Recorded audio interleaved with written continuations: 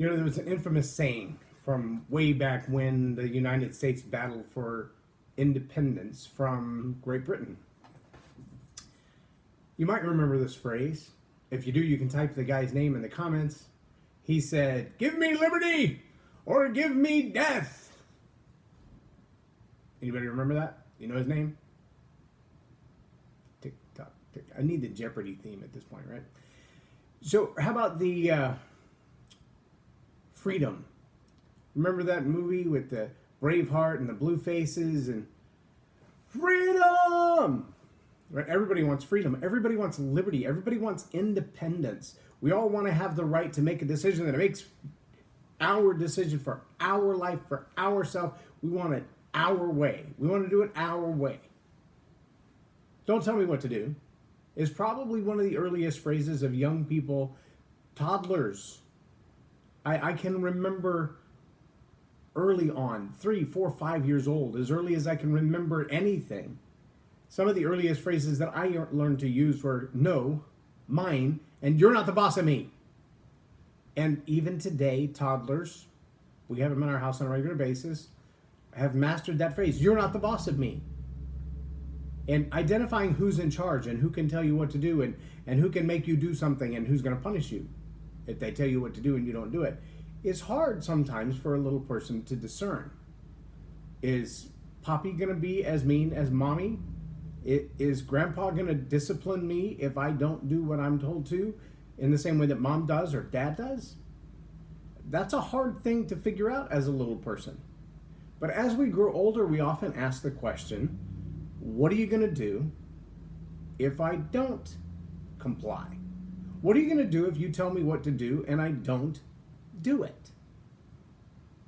I've said before, one of my favorite Calvin and Hobbes cartoons was the first Calvin and Hobbes cartoon I had ever seen.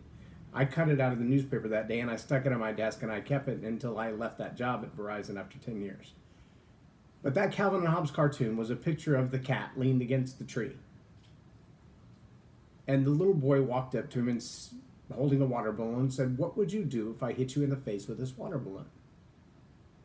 And the cat responded, "Think of the worst possible thing you could ever imagine." And so you see the little thinking bubble come up, and in the next frame, you see the cat say, and imagine that times 100,000 times worse. Now he's really, really curious. In the next frame, he says, now magnify that times 10 million. And in the next frame, you see a wet cat chasing a little boy with a grin on his face. And the cat says, I've already told you what was going to happen if you did it. What made you do it anyway? And he said, you piqued my curiosity. It's sad to think, though, that there are those people out there in the earth today who look at law and restriction and limitations, and it piques their curiosity to ask, what would happen if I do this? In fact, there's an entire series of prank videos where people walk up and pass gas in someone's face, or they walk by and throw out a racial slur, or they walk up and randomly slap someone, and they're filming from the time that they start the idea into the aftermath. And really what they're doing is testing the limits of someone else's self-restraint. I mean, if you walked up and slapped my wife, my self-restraint limit is going to be really, really low. If you walk up and slap me, it's going to be a little bit higher. But to do that to a random person on the street, having no idea what emotional state they're in, having no idea what kind of day they've had, having no idea how violent they are or angry they are with life in general, is a really dumb idea. That's like walking into a dynamite factory using a match for a light. Not a good idea. I've also watched the battle over the last, I don't know, I guess it's been almost 10 years now. Here in Dallas, Texas, there's been a raging battle of where you can smoke and where you cannot. And of course, they brought in the scientific arguments of secondhand smoke and If I'm puffing up over here, will someone over there get sick? If I'm puffing up over here, is it just inconvenient to somebody over there? Don't I have a right to smoke? There's no law against smoking. And so if I have a right to smoke, then what right do you have to tell me not to smoke? And where does liberty play into that question? We're the land of the free, the home of the brave. The Statue of Liberty stands at the gates to our shores. You can't get to Ellis Island without passing the Statue of Liberty. To understand that liberty is the core of our foundation as a nation is critical. To infringe on someone else's liberty must demand of us a very high level of expectation and tolerance simultaneously. We have to expect that for us to infringe on one individual's liberty is for the common good of so many more than that one. We have a high bar for that. We also have to be tolerant as much as possible to say, I don't want my rights, my comfort, my desire, my wants, my passions, my personal convictions necessarily to spill over onto everyone to have to adhere to the same thing. I like Brussels sprouts. I like them. I like Brussels sprouts with some golden Italian dressing drizzled over the top and maybe some bacon bits. My sister cooks them like that, and it's pretty good.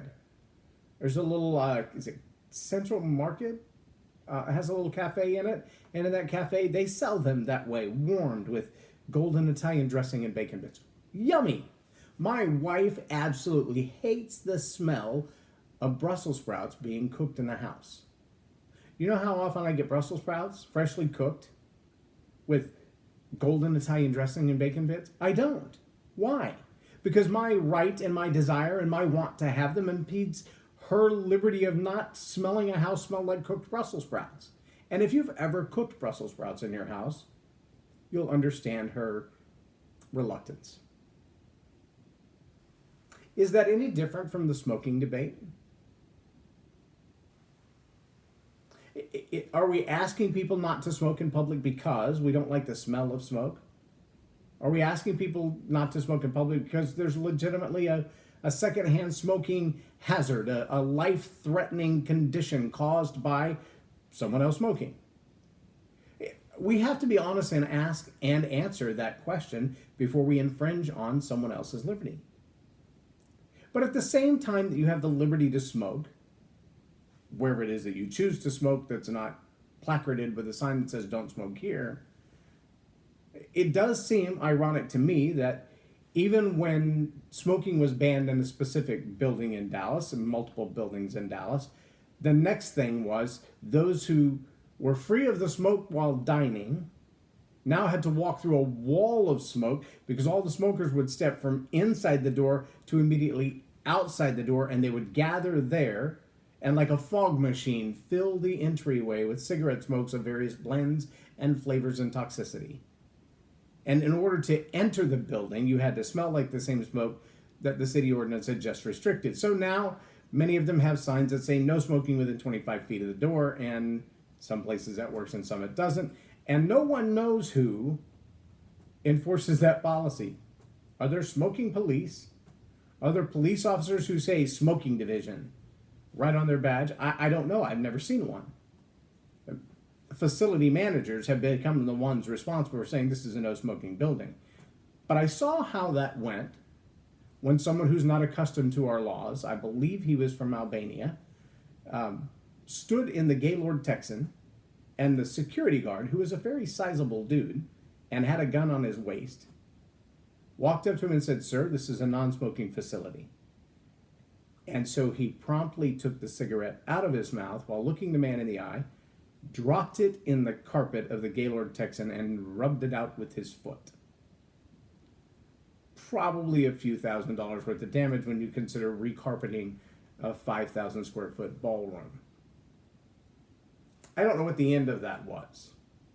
But his opportunity to smoke, his license to smoke, his liberty to smoke, his right to smoke, however you want to label that, came to an end when he met face to face with an armed security officer who basically said, "You're not going to do that here."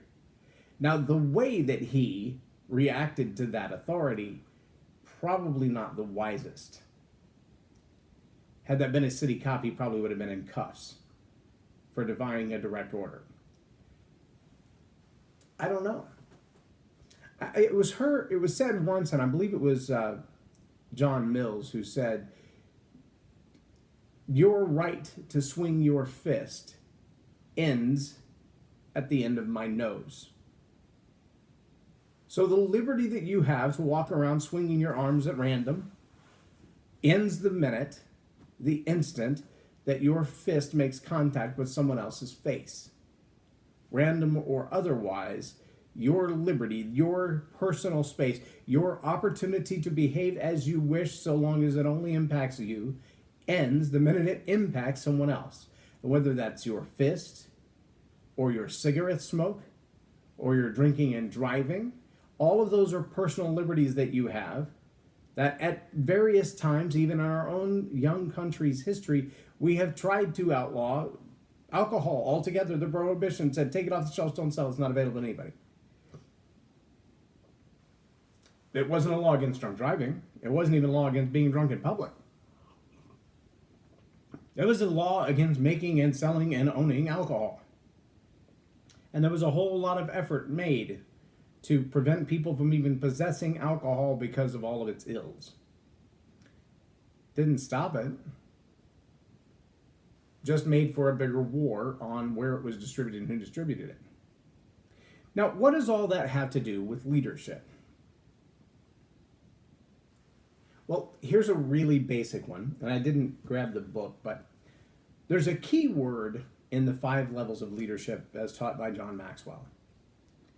And when we talk about the lowest level of leadership, the lowest, the entry-level position of leadership, the Taco Bell shift leader, the KFC shift leader, the brand new person in charge of the mailroom shift leader. That level of leadership that comes because the badge now says shift leader, supervisor, department manager. That level of leadership is driven by one key word, and that key word is rights. The key word of rights. The lowest level of leadership is leadership that is only afforded you because you have the right to exercise authority over those under you. Now, that doesn't mean they respect you. That doesn't mean they like you. That doesn't mean they will follow you. It doesn't mean they will obey you. It doesn't mean that your every order is exactly what they're going to do. A good example of rights-based leadership is the confrontation over the cigarette. When the security guard who had the badge and had the gun had some sense of power and authority, but the gentleman who had the cigarette had the willpower to resist that authority, even in the defiance of crushing the cigarette out into the carpet. Rights-based leadership is given to you because of a title. You have the right to lead because you have the title. But it doesn't mean that you have a license to be an idiot. It doesn't mean that because you have the title, you have the license to tell people what to do when it has nothing to do with the job. Or that you have the right to tell people what to do when it's counter to the job, or counter to policy, or counter to the good interest of the company, the employees, or the clients, the customers. But there are a lot of people young in leadership who really just want to test the boundaries of that authority. There are a lot of people young in leadership who feel like because I have the title, I can tell you what to do, and I can encroach on your liberty as a person, as a human, and cause you to do, compel you to do what you normally wouldn't do. Now, that kind of leadership is the nature of the heart of the person kind of a leadership problem. Now that they have a little badge, they have a little authority, they have a little opportunity to tell others what to do. If they're a tyrant at heart, now's when it's going to begin to shine. This is where that nature of the sexual predator is converted from dormant and hiding to sexual harassment. When that person with a modicum of power, without a modicum of restraint, will use what power they perceive they have, their rights, their liberty to be a leader, as a license to cajole and to manipulate others to get their way. It's a good thing, believe it or not, that that level of leadership exists in the way that it does. Because the next level of leadership is permission-based. And when we find in that first level of leadership the rights-based, people only do what you tell them to because you have the right to tell them what to do. When we find bad apples in that level, most of them don't make it to the next level. Most of them find another job somewhere else, they find another industry, they find something else to do, or they end up shunned by HR, by the business, by the industry, by the public because of their abuse of power at that lowest level. Now, there are some clever ones who they will get past that rights-based level, they will build that permission-based level, they will begin to show themselves successful in the productivity level, and as they climb the ladder to leadership, as they build upon the leadership that they've exercised in one level to see success of leadership in another level, you will notice that they have either outgrown those ridiculous behaviors of liberty overrunning other people, or they've learned to suppress them and hide them in such a way that when they reach the highest level of leadership, they may have great influence. They may have the ability to twist one knob and the whole world has to respond to that manipulation. But nobody really likes them. They have no fans. They have no friends. They just have an ability to manipulate where they are. They have an ability to get the results that they want. They have effectively caused leadership. It would be hard to say Fidel Castro is not a level 5 leader based on the amount of, the type of, the length of, the strength of his leadership. His brother now has taken his place. I don't know that their type of leadership, that the goals of their leadership, that the heart of their leadership is what anyone would say that's exactly what we want to model.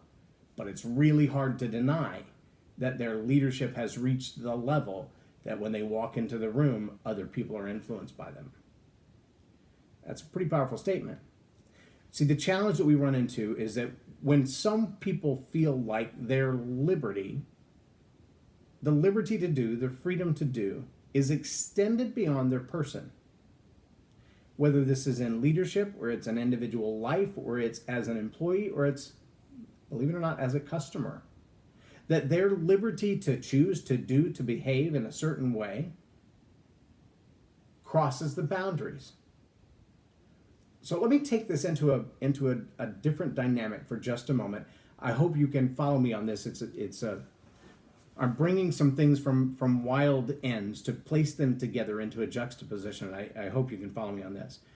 I've told you the story before about being on a roadway that has 3 lanes going in each direction and a protected turn lane. In fact, it has a guarded median, so you can only turn at a specific spot. But that guarded median has a marked turn lane in the median. So it's designed to leave this major roadway with 3 lanes in each direction, pull into the guarded turn lane, wait for traffic coming at you to be clear, and make a safe left turn into the parking lot. In that particular intersection, as you're headed in one direction, Walmart is on the right and CC's Pizza is on the left. It shares a parking lot with Dunkin' Donuts and Baskin Robbins, though, so there's a lot of short-term, quick entrance and exit drive-through type traffic out of that parking lot. Walmart, of course, has a steady flow of traffic, and there's gas pumps and an Applebee's right there in the same parking lot. Those 2 parking lots exit and enter that roadway on a regular basis. But what I found is, even though it's pretty clear in Texas driving law, if you're on the major roadway, your opportunity to exit that roadway or to navigate on that roadway is first, it's primary, it's superior to any other entries to the roadway. So when you're in any one of those three major lanes, you have the right of way as you're passing through that intersection.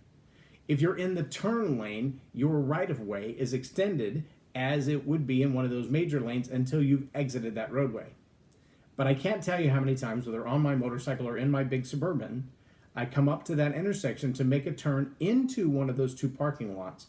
And as I stop in the turn lane waiting for oncoming traffic to clear, someone will exit one of those parking lots and cross 3 lanes of traffic, both turn lanes, and the other 3 lanes of traffic to go straight across into the other parking lot. Or they will come across 3 lanes of traffic and my turn lane and the other turn lane to merge into traffic going the other direction. And they feel like, because they're able, because they can step on the accelerator faster than you, because they can negotiate that turn quicker than you, because they can jump out there before you can move, that they have the right to do it and you don't have a right to hit them. They have taken their liberty to an entitlement phase. They've taken their liberty to be a license. So because I'm free to do this thing and there's no law against me doing this, they kind of crossed that barrier that John Wilkes had that said, listen, that the reality of liberty is for an individual to exercise to whatever extreme they want until it does harm to another. When you've encroached on someone else's rights, now you're taking license and not liberty. You feel like you have a given authority to do what exceeds what liberty gives you. For me, that best way to label that is entitlement. Liberty is not license. Because you have the freedom to do around yourself, within yourself, what makes you happy, the right to pursue happiness, is a constitutional right in America. But that right has limits to it as well. If making you happy requires that you beat up everybody who lives around you, you don't have that right. You need to adjust your happiness. If making you happy means running every red light and driving through the cars that are in the intersection, you don't have that right. You need to adjust your happiness. And when liberty, when the right for you to pursue, the opportunity for you to pursue your happiness in life, to do what makes you feel good, when that encroaches on someone else's happiness, someone else's well-being, someone else's comfort of lifestyle, then there's got to be a negotiation. I can't just randomly cook Brussels sprouts in my house without talking to my wife. Now, if I know she's going to be out for the evening at a women's Bible study or a group meeting or whatever, she doesn't care as long as the house doesn't smell like Brussels sprouts when she gets home. But because I know it makes her nauseous, it makes her sick to her stomach, and it's offensive to her, it would just be rude. It would be ill of society to continue to do what offends others. Now, here's the balance in that I think we are currently reaching in a strange pitch. There are two groups, two facets of liberty that are encroached upon very easily. One is when the government comes in and says, well, you can't really think like that or talk like that because we feel like it might offend someone else. And so that type of tyranny causes us to not have the liberties that we should. One example that was used, and I thought it was pretty good, was we don't have the right to take away cigarettes from everyone because people have a right to smoke. But we can deter their smoking by putting a warning label on the back of the package. Okay, that's not much of a deterrent, apparently, but we can do it. And it doesn't really encroach on their liberty. It's just a reminder to them every time they pick up their cigarettes that that stuff's killing you. Well, we may not go around and take all of the cigarettes off the shelf because that would be an encroachment on the liberty of those who want to buy them. But we could make it against the law to sell them so that the sellers have to make a choice. Do I violate the law to satisfy my consumer, or do I just abandon the sale of cigarettes in order to not run afoul of the law? Now, they haven't encroached on an individual's liberty other than making the thing that makes them happy inaccessible. And so there's that tyranny that's kind of a manipulative way of the government encroaching itself in the laws that we have. An example of that as well would be out in the Midwest. There have been numerous people who have decided to live off the grid. And so they disconnect their city water and they dig a well. and they disconnect their sewage and they dig a septic tank, and they disconnect their power and they put up solar towers or wind towers, and so they are completely off the grid. They don't require the city to provide any city services for them. And so they eventually decide, I'm not going to pay any county taxes. I don't use anything the county provides. Well, obviously they still use the roads, so now they have an issue. Well, even when they have said, I'll pay my school taxes, I'll pay my property tax, I'll pay my county taxes and all that stuff, I just want off the grid. The government has used odd laws from the EPA to come in and hammer down on them. In fact, there was one gentleman, I believe it was close to 100,000 acres of farmland that he was working and tilling, and he was using natural spring water, and he was using well water, and he was using solar power and backup generators and batteries, and was self-sufficient, off the grid. And the EPA confiscated his land and condemned him from living on it because he was off the grid. Now, there may be other factors to it, but the gist of it, as it's been explained to most people in the public, is that they basically took his land from him because they didn't like the way he was living on it, because he was defiant, because he was off the grid. And that process of tyranny is a very soft kind of tyranny, and it affects a very few people at one time. But you only have to look back as far as Adolf Hitler to see how a governmental idea becomes a tyranny that wipes out an entire race, or tries to, that impacts an entire society over a period of time, where everyone is forced to begin to live in a certain way, to believe in a certain way, to think a certain way, and all of their liberties are removed by a government tyranny. There's another form of tyranny, and I think this one is more like what we as a society, especially in America, are facing now. And it is in my opinion, a sad export. And that is that this attitude, or this spirit of entitlement, this license to get what I want regardless of what anybody thinks, is at the same time clashing with a ginormous groupthink that says, basically do whatever you want to. Do what feels good to you. Forget what the law says about that type of marriage, or that type of living, or that type of home, or even a good example, young people today feel like, even though the law has been against marijuana and illicit drugs for years and years and years, well, I'm going to do it anyway. I'm going to do it until I get caught, or I'm going to do it because I want to. I'm going to do it because it feels good. And I feel like the law should be changed. This is called the tyranny of the masses. And that's when you reach a level where the rebellion, or the refusal to conform to societal norms, is so large that what we call society shifts and basically says, we're going to condemn you, we're going to laugh at you, we're going to criticize you, we're going to ridicule you if you hold those old-fashioned ideas, if you stick with family values, if you believe in the nuclear family, then you're outdated. And we're going to mock you, we're going to laugh at you, we're going to ridicule you, we're going to critique you until you feel uncomfortable just being around. Now, is that liberty, or is that license? And it really begins to blur the line between the right that I have to raise my family the way that I see fit, and society's outside pressure on me to do certain things. Society's outside pressure begins to encroach through the use of their own liberty and their own license, and there's not really a law against, but there's a societal discomfort. An example might be some of the people who have lost their jobs over tweets. Okay, as far as I know, freedom of speech still exists in the United States. So the right to say, to tweet, to talk about whatever you want to talk about exists.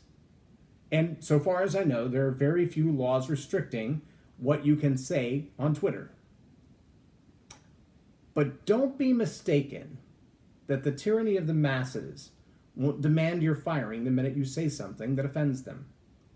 Don't be mistaken that one negative comment about someone who is disabled, about someone of a different race, about someone of a different religion, that is done in a distasteful or disrespectful way, or someone of another sex or sexual orientation, that something said or done distastefully, harmfully toward them is your liberty. Because the tyranny of the masses will only take minutes on Twitter.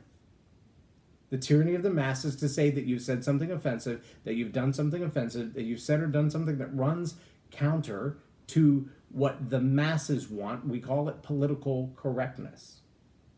And so you may have the liberty to say what you want to, but you don't have the license to say what you want to. You may have the liberty to drive the way that you want to, but when you move that into a license to drive in a way that may not necessarily be against the law, but it's offensive to others and it doesn't follow the pattern of the law,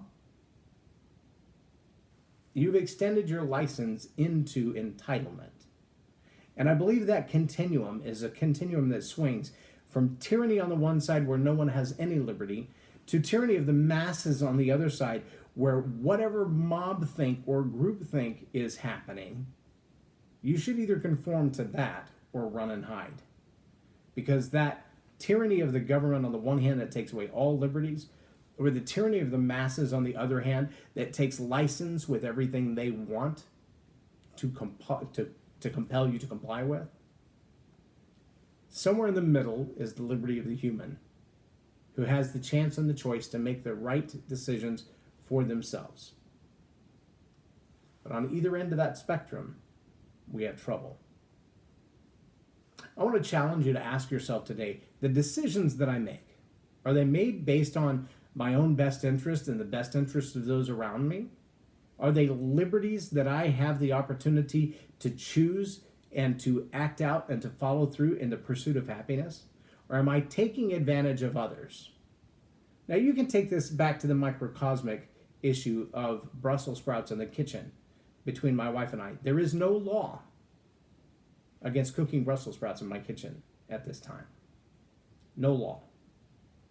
In fact, if she called the police and said, he is cooking Brussels sprouts in the kitchen again, they would laugh at her and say, so what? Maybe you should sleep outside.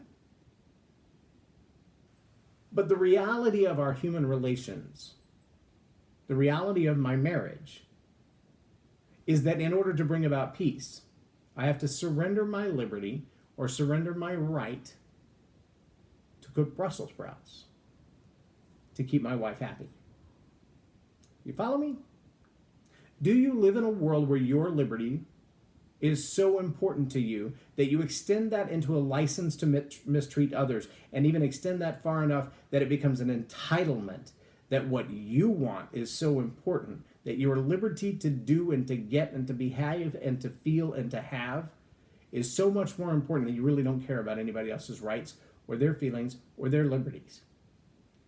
Do you find yourself complying with the tyranny of the masses to go along with the ideologies of the masses, right, wrong, or otherwise, value-based or made up? Do you follow the masses rather than principles? Today has been some deep stuff. This entire series is pretty deep. We got 5 more to go. I don't promise they're going to get any lighter, but we'll get back to some lighter stuff as the summer goes on after we finish this series. I really think this series is probably going to become a book. It will definitely be a series on all the YouTube and the videos on Facebook. On YouTube, you'll be able to find it later with the hashtag, It's Not What You Think. A lot of people mistake liberty and license. Liberty and license are not the same thing. Liberty is not license. Just because you're free to do it doesn't mean you have the right to do it even at someone else's expense. If you like these videos, please share them. Please click on the like button and subscribe. I'd love to have you as a subscriber. Also love to have your comments, any thoughts that you might have, any clarifications that you would like to have, or if I am full of hot air and you have a better philosophy or better idea, better understanding, please chime in. I do not claim to be an expert on anything. But I am a thinker, and I like to share the ideas that I have and hopefully motivate and inspire you to do the same. I am J Loren Norris, and you've been watching Tell It Like It Is TV. Have a blessed day.